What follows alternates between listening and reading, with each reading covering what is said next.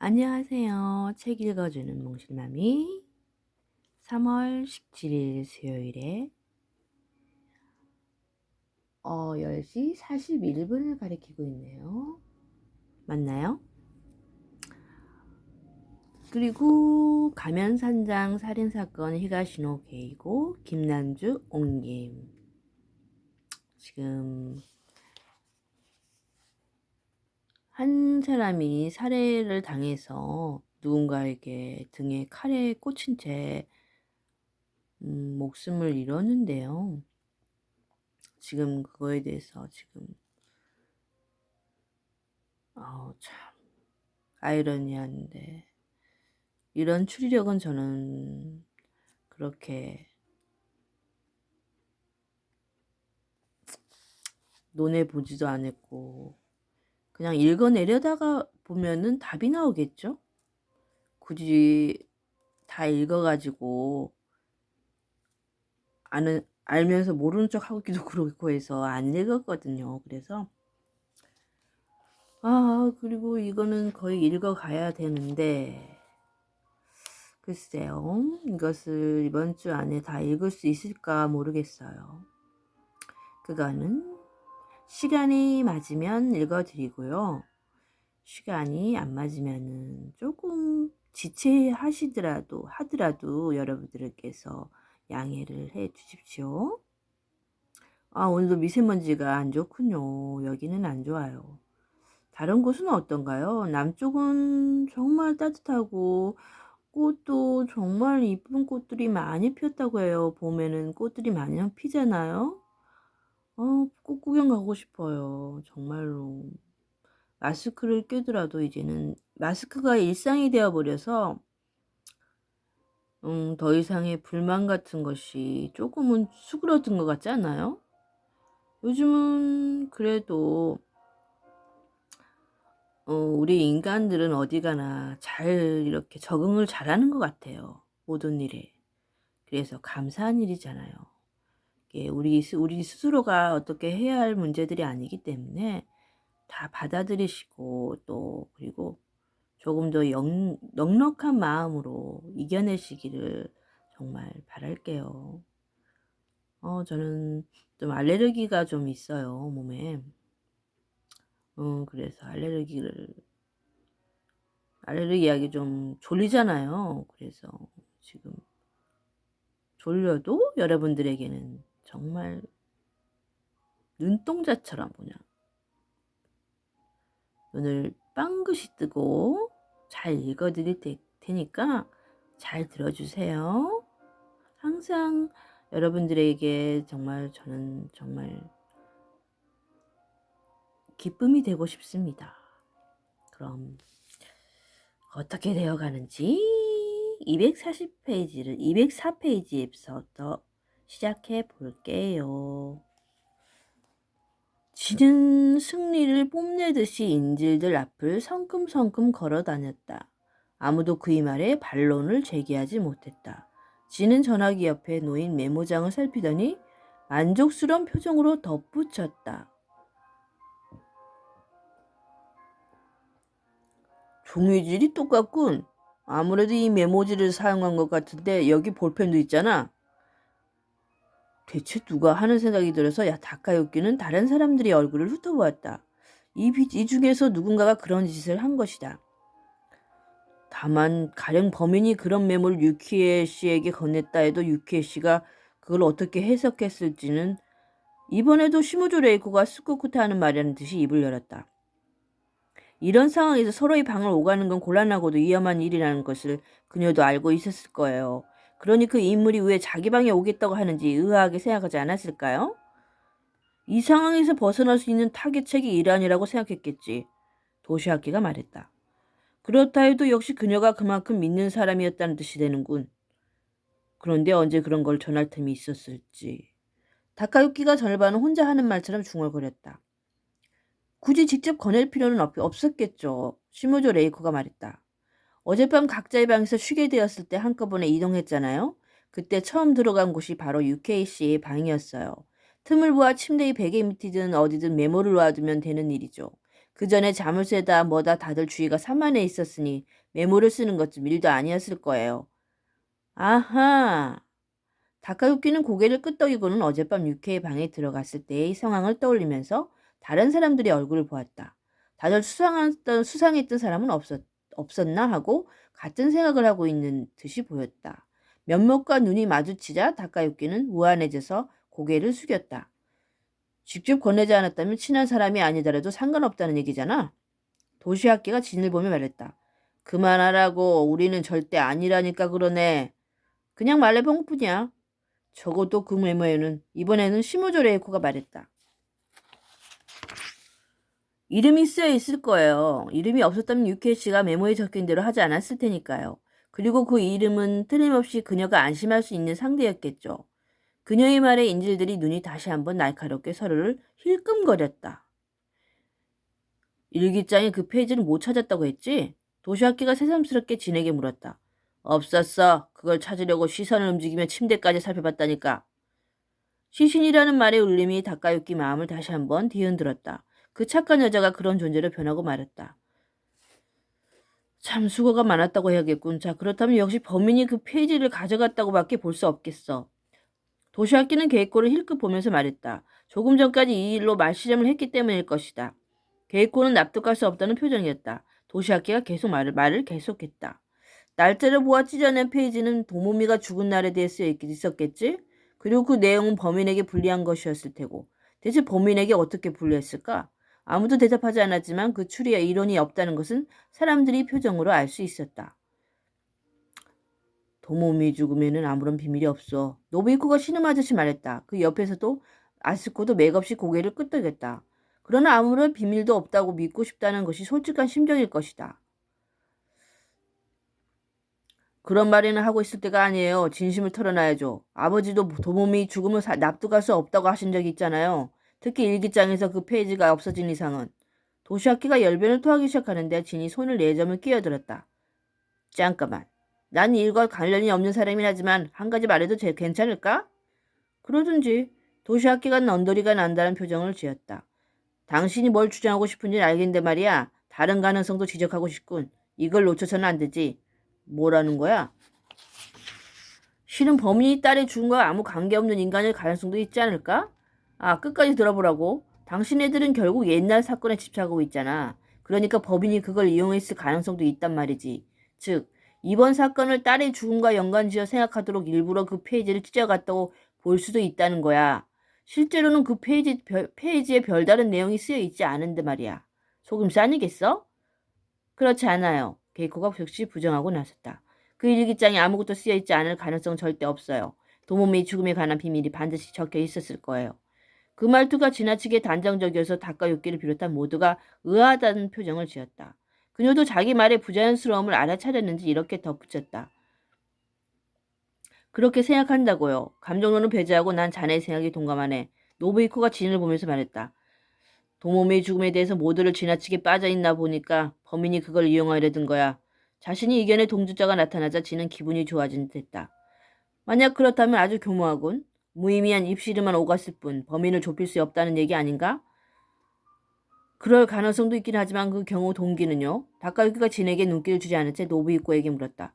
그건 범인 자신에게 물어봐야 알 수 있지 않겠나. 그리고 이번 사건이 계획적인 살인이었다는 근거도 없어. 사소한 원인 때문에 충동적으로 살인을 저지를 수도 있지. 충동적이라니 그게 무슨 말입니까? 계획적인 살인이니까 유키에 씨에게 메모를 건넨 건 아닐까요? 아니지. 그 메모의 목적이 반드시 살인이었다고는 단정 지을 수 없어. 이런 토론에 가담하는 것을 원래 좋아하는지 진이 노부이코를 대신해서 대답했다. 메모를 건넨 시점의 목적은 단순히 방에 가는 것뿐이었는지도 모르지. 그런데 밤중에 여자 방에 몰래 들어갈 이유는 한 가지밖에 없지 않나? 지금 자기 얘기로 하는 거야? 도시학기가 팔짱을 끼고서 경멸과 분노가 섞인 눈빛으로 진을 쏘아보았다. 나를 지목해봐야 소용없다니까 그러네. 그보다 말이야. 이 중에 한 명쯤은 그 여자를 안고 싶어 한 남자가 있지 않았을까? 꽤 매력적인 여자던데. 그런 남자가 있었다고 해서 이상할 건 없잖아? 진이 말에 모두의 시선이 기도를 향했다. 기도가 입을 쩍 벌렸다. 내가 유케 씨를? 설마 내가 그런 일은 절대 있을 수 없어. 자네는 유케라면 시종을 못 쓰는 것 같던데. 도시학기가 싸늘한 목소리를 말했다. 그녀의 의향을 무시한 채 약혼자처럼 굴었잖아. 그건 물론 내가 맞습니다. 그녀를 좋아합니다. 다들 자신을 의심할지도 모른다는 초조감 때문인지 기도가 행성수술했다. 하지만 아무리 좋아한다고 해도 이런 상황에서 그런 생각을 하지는 않죠. 그런 유케 씨를 어떻게 해보겠다는 그런 생각은 이런 상황이니까 이렇게 어떻게 해볼 기회라고 생각할 수도 있지. 진이 징그러운 미소를 띠며 그를 내려다보았다. 어이, 너 이 자식 그런 터무니없는 소리를 그만둬. 여러분도 그래요. 이런 자의 말에 구리구대를 믿다니 제정신이 아니군. 다들 정신 차리세요. 그 순간 도시아키가 소파에서 일어나더니 기도에게 한 걸음 다가섰다.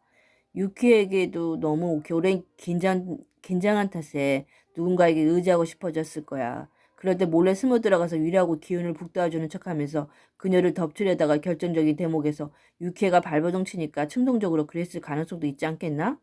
기도가 푸르 고개를 떨었다. 무슨 소리를 하는 겁니까? 내가 어떻게 그런 짓을 한단 말입니까? 무슨 증거라도 있습니까? 증거? 도시아키가 걸음을 멈추고 진 쪽을 돌아보았다. 증거 있나? 없는데 그런 건. 지는 도시아키를 한심하다는 듯이 바라보며 희직거렸다. 그럴 가능성도 있다고 했을 뿐이라고 난. 그리고 증거가 없다고 해서 그 가능성을 배제할 필요까지는 없잖아. 그게 정상적인 생각이라고 할 수 있냔 말이야.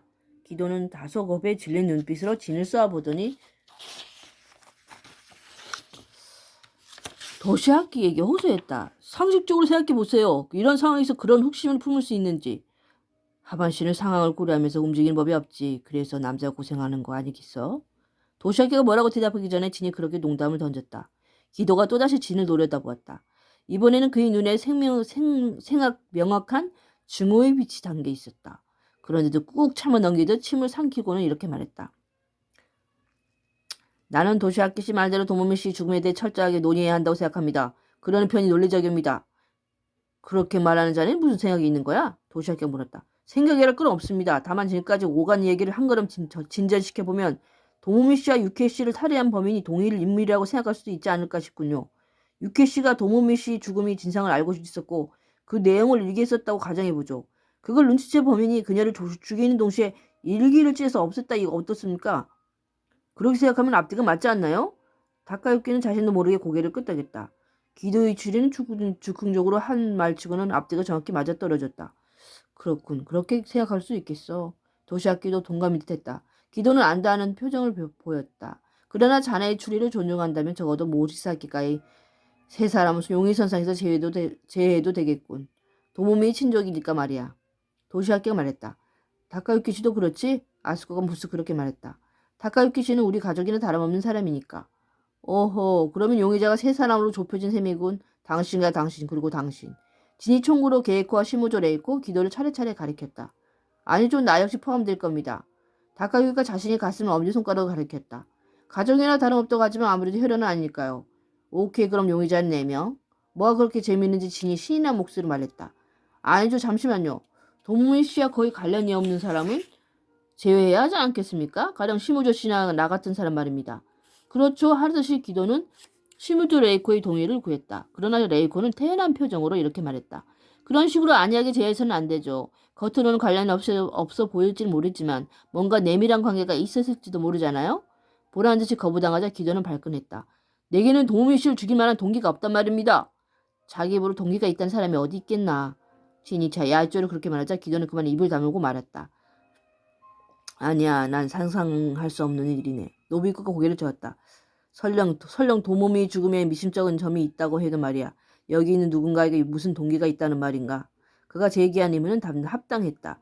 그 순간 토론이 끊기는 듯했다. 상황이니만큼 과감하게 발언해도 되게 괜찮겠죠? 기도가 물었다. 새삼스럽게 무슨 그런 말을 하나? 도시아키가 그 말을 받았다.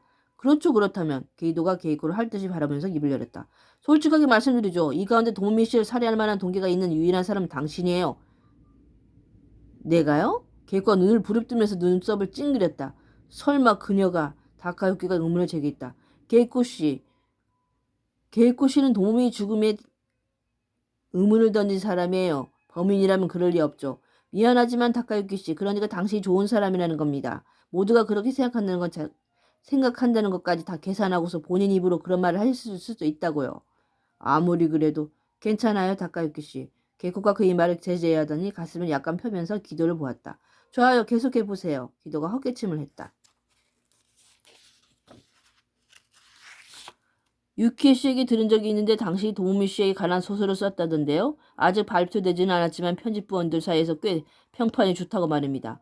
지금까지 의연하게 대처하던 게이코의 안색이 싹 바뀌었다. 허를 찔러 당하는 표정이었다. 다카유키도 놀랐다. 그런 얘기는 한 번도 들은 적이 없었기 때문이다. 정말인가요? 다카유키가 묻자 게이코는 말없이 고개를 끄덕였다. 당신으로서는 기뻤겠죠. 기도가 말을 이었다. 작가로서 데뷔를 한 것까지는 좋았는데 요즘 들어 제대로 된 작품을 통 쓰지 못해 고민하고 있다고 들었어요. 이쯤에서 히트작을 내놓으면 앞으로 인생에도 큰 영향을 미치지 않겠어요? 그래서 어쨌다는 건가? 노부이코가 대다 답답하다는 듯이 다그쳤다.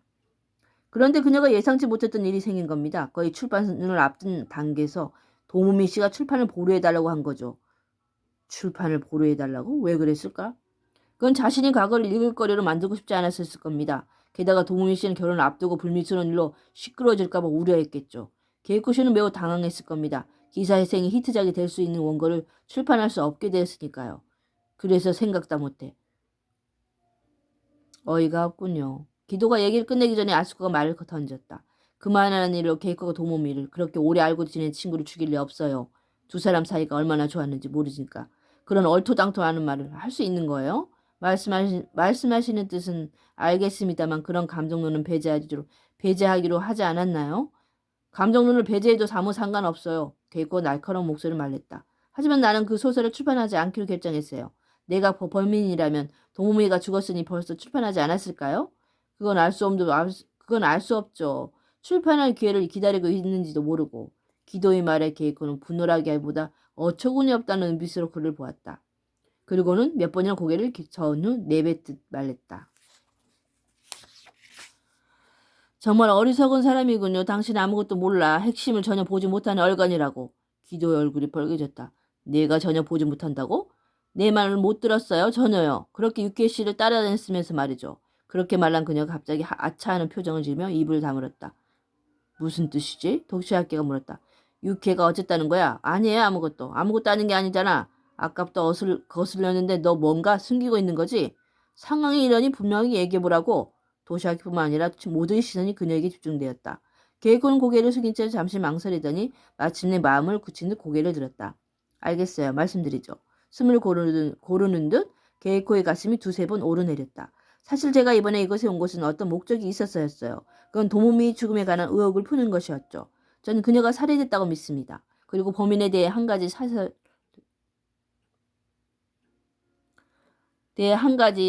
가설을 세웠죠. 범인이 누군지 안다는 말입니까? 다카유키 씨가 묻자 그녀는 힘주어 고개를 끄덕였다. 저는 제 추리가 정확하다고 확신하고 있어요. 그런데 증거가 없습니다. 누구지? 누구야? 너나 없이 웅성거렸다. 개코가 천천히 입을 열었다. 도모미를 죽인 사람은 시노유키에입니다.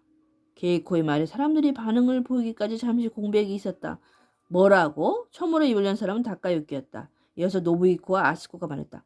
그건 말이 안 되지. 유키가 그런 몹쓸 짓을 할 리 없어. 그래 맞아. 그 착한 아이가 어떻게.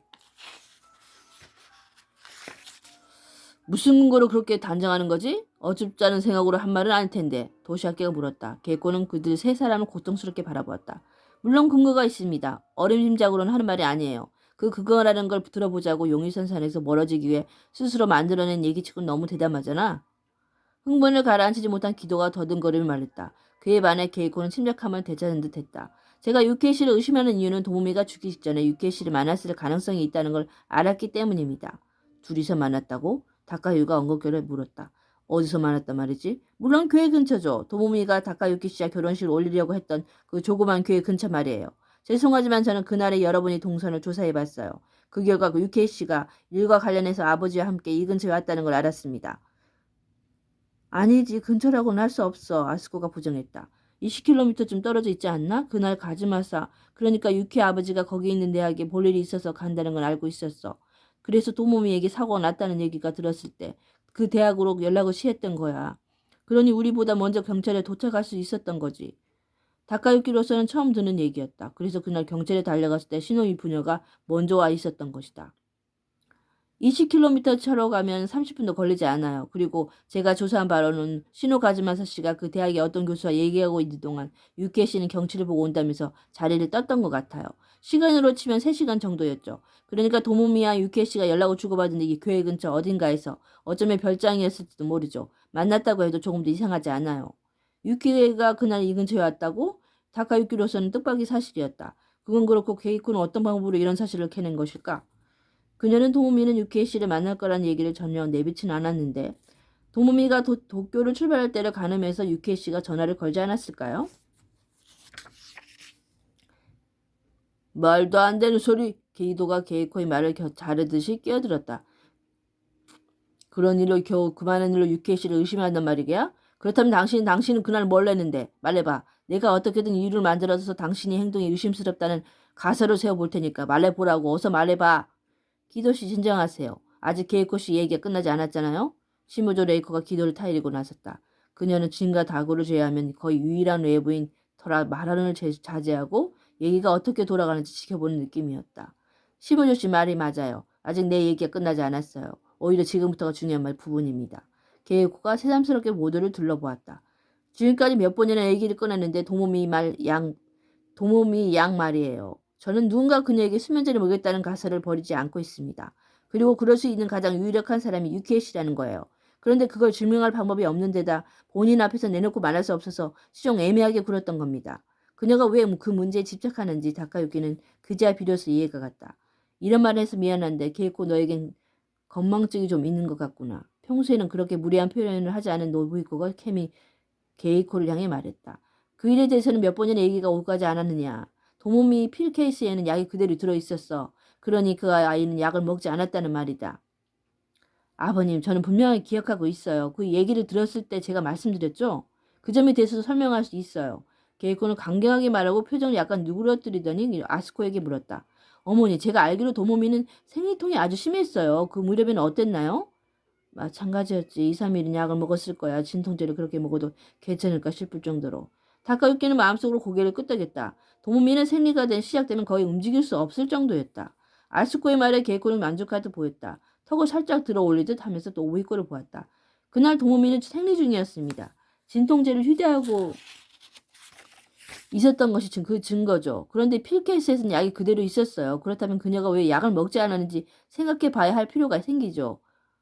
아 하는 소리가 누군가 입에서 흘러나왔다. 그러면 어쩌면 그것은 그녀 자신이 낸 소리인지도 몰랐다. 아시겠죠? 필케이스가 비어 있어야 자연스럽지 않나요? 안에 약이 들어있다는 게 오히려 이상해요. 아무리 이상하다고 해봐도 실제로 약이 들어있었는데 어쩌란 말인가. 내가 이 두 눈으로 똑똑히 봤는데. 노부이코가 자신 눈을 가리키며 말했다.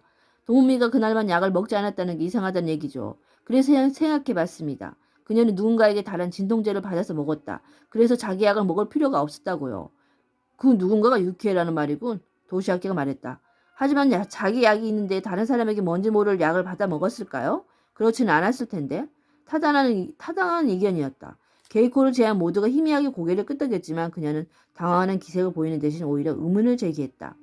뭔지 모를 약이 아니었다면 어떨까요? 도우미의 약은 기도씨 병원에서 받은 것이었어요.